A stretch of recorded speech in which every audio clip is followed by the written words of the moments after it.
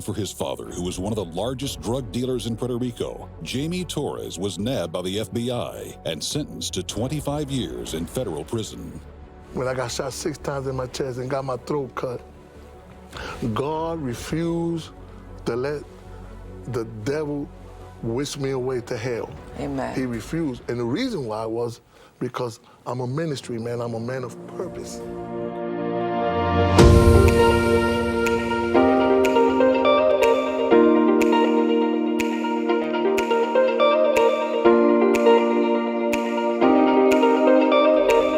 They say truth is stranger than fiction.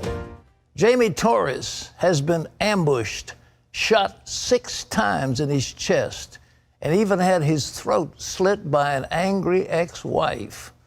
But nothing ever shook him to his core until he met an unusually happy man inside his prison. I felt like I didn't fit in. The kids would start laughing at me, and the more they laughed, the more I got angrier. As a mixed-race child, Jaime Torres was often the target of ridicule. His mother was white and unmarried. His father was a Puerto Rican whom he never met. My father deceived my mom. He already had a family, and it just crushed my mama, and we ended up in the South Bronx. His troubles increased when his mom married and had other children. There was a difference between them being white and me dark-skinned. I started hanging out with people who accepted me. With those people, they were affiliated with gangs. And I loved them because they were just Throughout like his 20s, Jaime's drug business grew, which put him on the FBI's radar. So they built the case, and then they arrested me. They were trying to give me a life sentence. I was scared, to be honest with you. I was scared like a little kid, and I knew that I was gonna spend the rest of my life in prison and die there.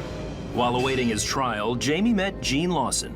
For a man in prison, he was unusually happy. I didn't tell him, but I wanted what he had.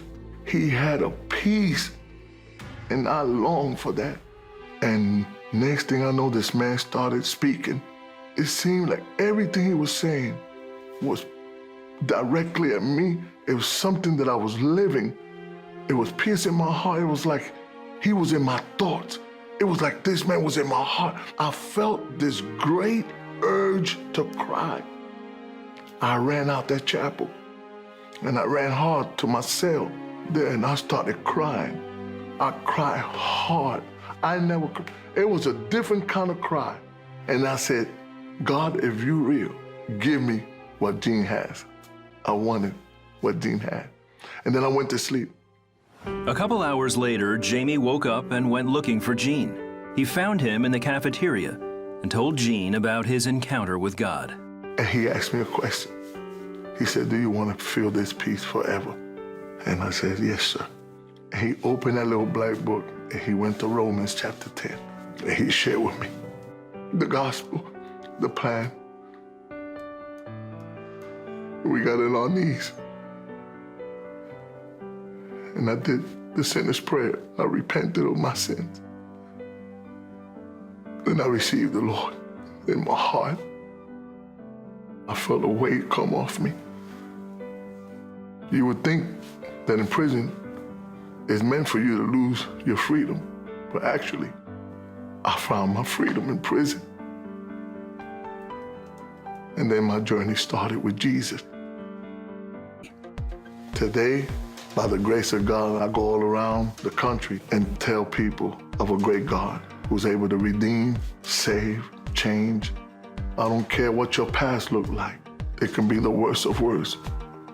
And he loves you unconditionally. And he has a future for you.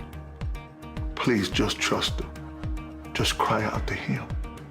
He loves you with everything in him.